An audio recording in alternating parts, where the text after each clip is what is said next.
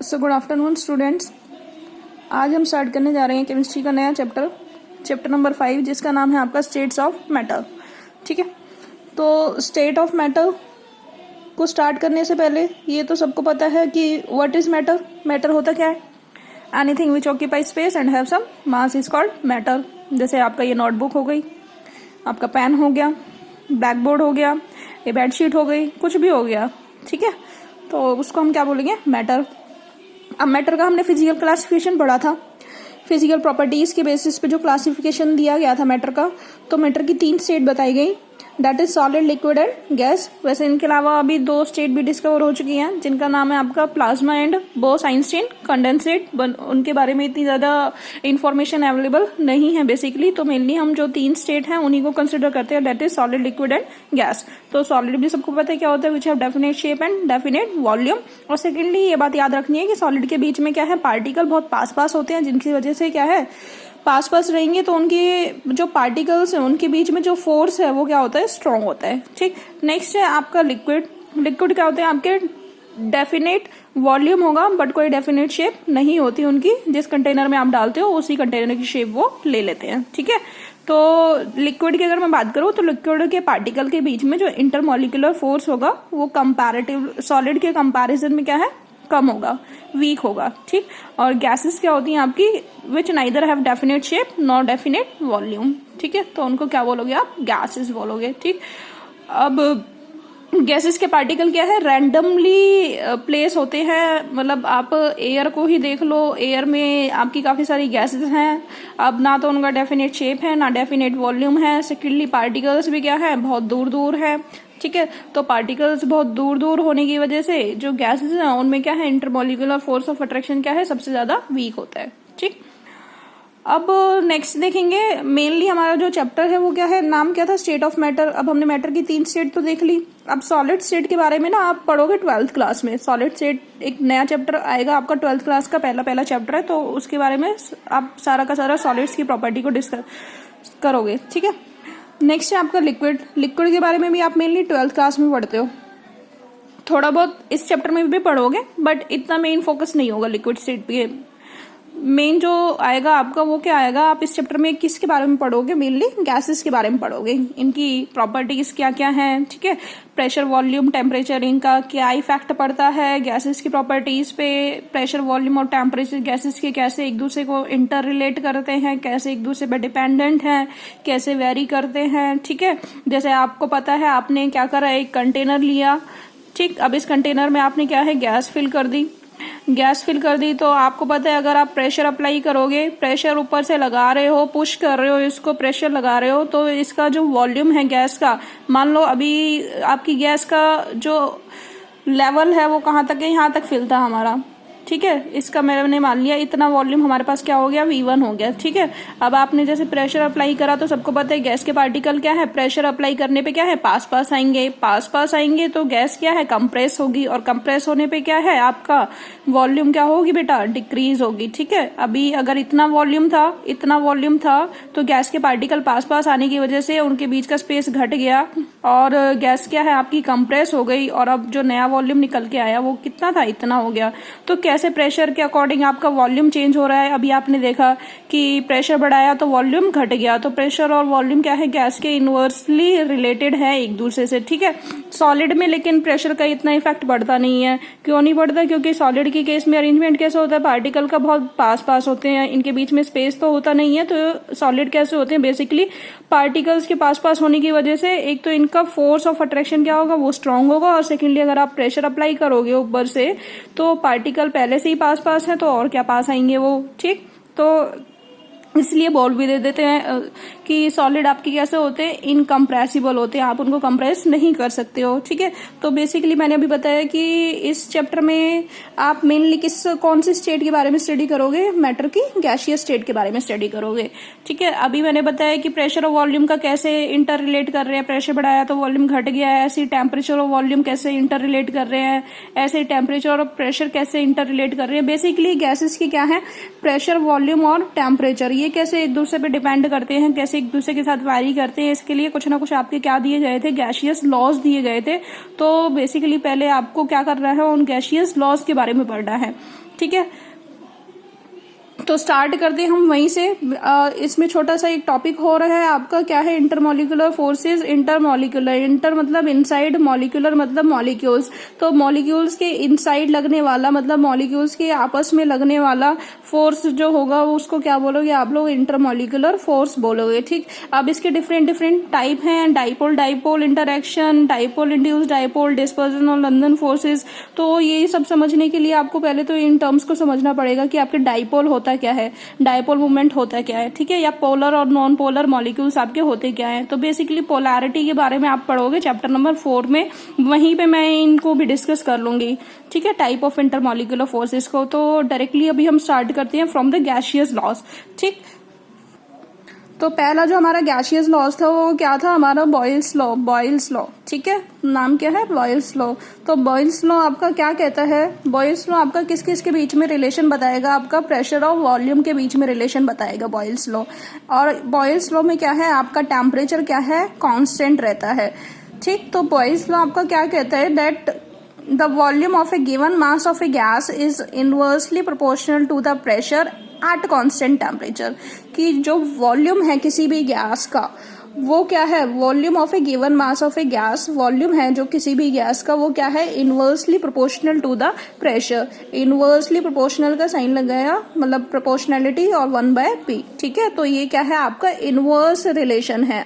ठीक, अगर मैं यहां से लिखती ना, वॉल्यूम इज प्रोपोर्शनैलिटी का साइन देन प्रेशर, तो इसका मतलब क्या है, ये डायरेक्ट रिलेशन है। और ये कैसे है, आपका इनवर्स रिलेशन है। और जो कि अभी हमने देखा भी था कि आपने अगर प्रेशर बढ़ाया तो वॉल्यूम घट रहा था, या वॉल्यूम बढ़ाओगे तो इसका मतलब प्रेशर क्या है, घट रहा है। ठीक है, तो ये कैसे एक दूसरे के इनवर्सली रिलेटेड हैं। ठीक, तो ये ही बॉयल्स लॉ की स्टेटमेंट थी, क्या थी, that the volume of a given mass of a gas is inversely proportional to the pressure. और यहाँ पे क्या है, आपका टेम्परेचर क्या रहेगा, कांस्टेंट रहेगा।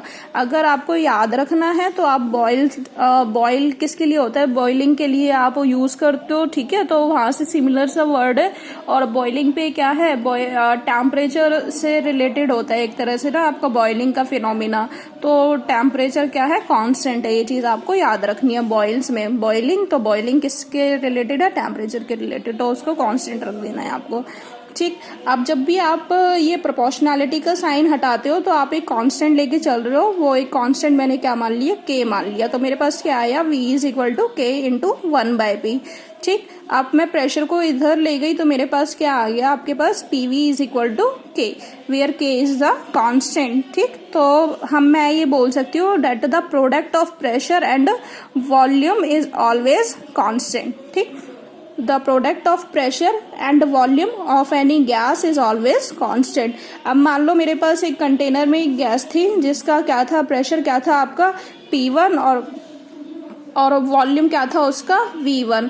अब मैंने थोड़ा सा चेंज कर दिया, प्रेशर को चेंज करा मैंने, P2 पे चेंज कर दिया। ठीक है, by applying the external pressure. तो प्रेशर चेंज करोगे तो आपका वॉल्यूम चेंज हो गया V2 पे। तो मेरे पास क्या आया, इस इक्वेशन के अकॉर्डिंग मैं लिख सकती हूँ P1 V1 is equal to K, similarly P2 V2 is equal to K।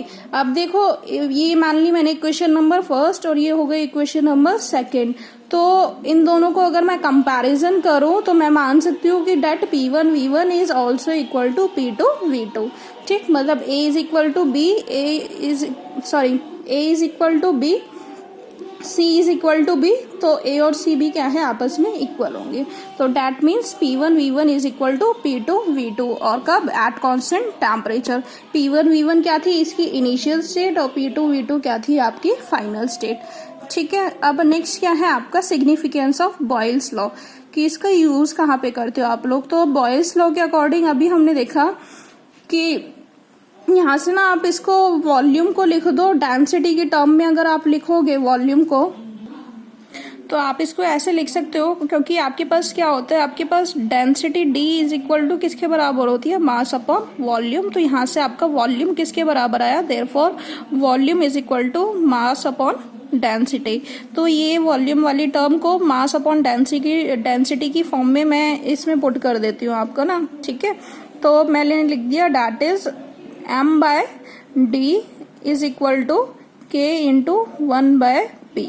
ठीक है, तो इस इक्वेशन से मैं क्या ऑब्जर्व कर पा रही हूँ कि मास तो आपका प्रेशर से क्या है, इनवर्सली रिलेटेड है। वैसे भी हमने यहाँ ना मास को फिक्स कर देना है, जितनी भी प्रॉपर्टी आप पढ़ोगे तो उसमें मास और नंबर ऑफ मोल्स आप गैस के फिक्स कर देना है। ठीक है, तो आपका वेरी क्या क्या करेगा, टेम्परेचर, प्रेशर और volume according to the given law. ठीक, तो अब यहाँ से देख सकते हो कि डेंसिटी और प्रेशर क्या है, एक दूसरे के क्या है, डायरेक्टली प्रोपोर्शनल है। डेंसिटी और प्रेशर क्या है, एक दूसरे के डायरेक्टली प्रोपोर्शनल है। तो यही क्या था सिग्निफिकेंस है बॉयल्स लॉ का, that is according to this law density of an gas is directly proportional to the pressure. ठीक, तो इसका क्या होता है, इसका एक कॉन्सिक्वेंस होता है क्या है कि डेट एट हायर एल्टीट्यूड, मतलब जब भी आप माउंटेन्स वगैरह पे जाते हो, ऊंचाई पे जाते हो, तो mountaineers face the breathing problem. तो आपने देखा होगा जितने भी पर्वतारोही होते हैं, माउंटेनर्स होते हैं, उनको सांस लेने की में परेशानी होती है अगर वो ऊंचाई पे जाते हैं या माउंटेन्स वगैरह पे या किसी हिल स्टेशन पे जाते हैं। तो ऐसा क्यों होता है, क्योंकि as the density of oxygen decreases with the decrease in atmospheric pressure, क्योंकि आपका हायर एल्टीट्यूड पे हिल स्टेशन वगैरह पे या माउंटेन्स वगैरह पे क्या होता है, आपका प्रेशर क्या हो जाता है, कम हो जाता है। प्रेशर कम हो गया तो अभी हमने देखा प्रेशर कम होगा तो आपका डेंसिटी ऑफ ऑक्सीजन वो भी क्या है, डिक्रीज हो जाएगी। अब डेंसिटी ऑफ ऑक्सीजन घट गई तो इसका मतलब प्रॉपर ऑक्सीजन अवेलेबल नहीं हो पाई आपको रेस्पिरेशन के लिए, तो जिससे क्या है आपको सांस लेने में परेशानी होती है, और इसी सांस लेने की परेशानी को क्या बोल देते हो, एल्टीट्यूड सिकनेस। ठीक है, तो ये सिग्निफिकेंस था किसका, बॉयल्स लॉ का। अब हम इसका ग्राफिकल रिप्रेजेंटेशन देख लेते हैं। तो ग्राफिकल रिप्रेजेंटेशन में आपका देखो प्रेशर का इसके साथ करें, आपने वाई एक्सिस पे क्या लिया है प्रेशर, और एक्स एक्सिस पे क्या लिया है आपने 1/v। तो आपका ग्राफ कैसा आएगा, एक स्ट्रेट लाइन ग्राफ आएगा। ठीक है, मतलब क्या कि जैसे जैसे आप प्रेशर को बढ़ाओगे वैसे वैसे 1/v की वैल्यू क्या होगी, घटेगी, सॉरी वो भी बढ़ेगी। 1/v लिया है ना तो वो बढ़ेगा आपका, अगर आप डायरेक्टली v लेते तो वो घटता। ठीक है, नेक्स्ट है आपका कि हमने ना डिफरेंट गैसेस का या सेम गैस का क्या है डिफरेंट टेम्परेचर पे नोटिस कर लिया है। तो आपका ग्राफ क्या है, ये टेम्परेचर T3 पे, ये T2 पे और ये T1 पे। ठीक है, नेक्स्ट आपका क्या है कि P वर्सेस V पुट करोगे तो ये तो क्या है इनवर्स रिलेशन है ना इनका, तो आपका ग्राफ कैसा आएगा, डिक्रीजिंग ऑर्डर में आएगा। ठीक है, शार्पली डिक्रीज करेगा, बहुत जल्दी से डिक्रीज करेगा। ठीक, नेक्स्ट क्या है आपका, ये था आपका बॉयल्स लॉ। बॉयल्स लॉ के आपके बाद नेक्स्ट क्या है आपका चार्ल्स लॉ। चार्ल्स लॉ आपका क्या कहता है कि that the volume of a given mass of a gas is directly proportional to the temperature, और यहाँ पे आपका प्रेशर क्या है, कांस्टेंट है। तो मैंने ये लिख लिया that is volume is directly proportional to temperature, किस पे, एट कांस्टेंट प्रेशर। सेम वही आपको ऑपरेट करना है, प्रोपोर्शनैलिटी साइन हटाओगे तो कांस्टेंट आएगा के। ठीक, अब v और t को नीचे ले जाओ आपको, तो v/t is equal to k, कब, एट कांस्टेंट प्रेशर। सेम मैंने वॉल्यूम को चेंज करा, v1 से इनिशियल वॉल्यूम था आपका v1, उसके करस्पॉन्डिंग आपका टेम्परेचर था T1, मैंने वॉल्यूम चेंज करा v1 से कहाँ, v2, और उसके करस्पॉन्डिंग टेम्परेचर का चेंज क्या है, T2। तो आपका इनिशियल स्टेट किसके बराबर होगी, आपकी फाइनल स्टेट के बराबर होगी, that is v1/T1 is equal to v2/T2, और ये आपको ध्यान रखना है एट कांस्टेंट प्रेशर। ठीक है, यहाँ पे आपका चार्ल्स लॉ डन। अब इसका भी एप्लीकेशन देख लेते हैं, आपका सिग्निफिकेंस क्या है चार्ल्स लॉ का। तो चार्ल्स लॉ आपका क्या कहता है, according to this law that the hot air expand on heating.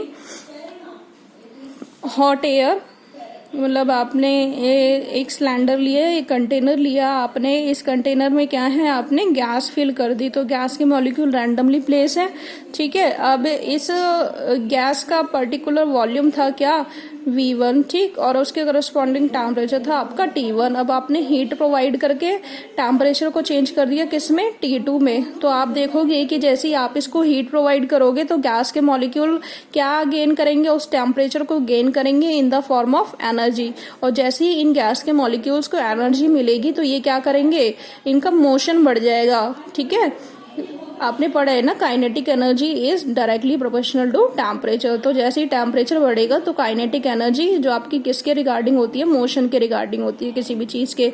तो टेम्परेचर बढ़ाया तो एनर्जी गेन कर ली, एनर्जी गेन कर ली तो पार्टिकल के बीच का मोशन क्या है, बढ़ गया। अब मोशन बढ़ गया तो ये गैस जो इतने से वॉल्यूम में फिल थी, ये क्या है, मॉलिक्यूल और दूर दूर फैलने लगे और गैस क्या हो गई, एक्सपेंड हो गई। ठीक है, और गैस का वॉल्यूम कितना हो गया, अब V2 चेंज हो गया। ठीक, एक्सपेंड होना का मतलब क्या होता है, किसी चीज का फैलना। ठीक है, अभी ये इतने से स्पेस में थे, अभी ये ज्यादा फैल गए ऑन हीटिंग। तो यही था कि according to this law hot air expand on heating, that is balloon filled with the hot air rises up as hot air is lighter than the atmospheric air. कि अगर आप किसी बैलून में क्या कर दोगे, हॉट एयर को fill कर दोगे तो वो जो बैलून है वो आपका क्या है, राइज अप हो जाएगा। ठीक, वो ऐसा क्यों होगा, क्योंकि hot air is lighter than atmospheric air. Hot air की डेंसिटी आपकी क्या है, आपकी कम होती है as compare to atmospheric air. ठीक है, तो वो जो बैलून है आपका वो क्या है, आपका ऊपर की तरफ आ जाएगा, या वही हवा वाले बैलून तो सबने देखे ही हैं। ठीक है, नेक्स्ट आपका क्या है, एमेंटॉन्स लॉ या फिर गै-लुसेक लॉ। ये क्या कहते हैं आपका, that is the pressure of the given mass of a gas is directly proportional to temperature। और यहाँ पे आपका क्या है, कांस्टेंट क्या है, वॉल्यूम है। that is pressure is directly proportional to temperature कब, at constant volume। Proportionality sign हटाया, k आ गया, p/t फर्दर सॉल्व करा इज इक्वल टू k, वही सेम P1 था initial, T1 initial temperature, change करा P2 और टेम्परेचर कितना चेंज हुआ T2 में, तो P1/T1 is equal to P2/T2। I think ये चीज सबको समझ आ रही होगी, कैसे आई है, नहीं भी आई तो फिर से मैं बता देती हूँ। मान लो इनिशियल प्रेशर क्या था P1, उसकी करस्पॉन्डिंग टेम्परेचर क्या था T1, तो T1 किसके बराबर होगा, K के बराबर। सिमिलरली चेंज करा प्रेशर को P2 में और टेम्परेचर चेंज हो गया T2 में, ये भी किसके बराबर होगा, K के बराबर। कांस्टेंट है ना, कांस्टेंट K के बराबर। तो ये चीज और ये चीज सेम है, तो ये टर्म और ये टर्म भी आपकी क्या है, आपस में इक्वल होंगी, वही चीज मैंने यहाँ पे लिखी है। ठीक, नेक्स्ट है आपका एवोगैड्रोस लॉ। एवोगैड्रोस लॉ आपका क्या कहता है, दैट द वॉल्यूम, वो आपने फर्स्ट चैप्टर में भी पढ़ा था, वही सेम है आपका एवोगैड्रोस लॉ।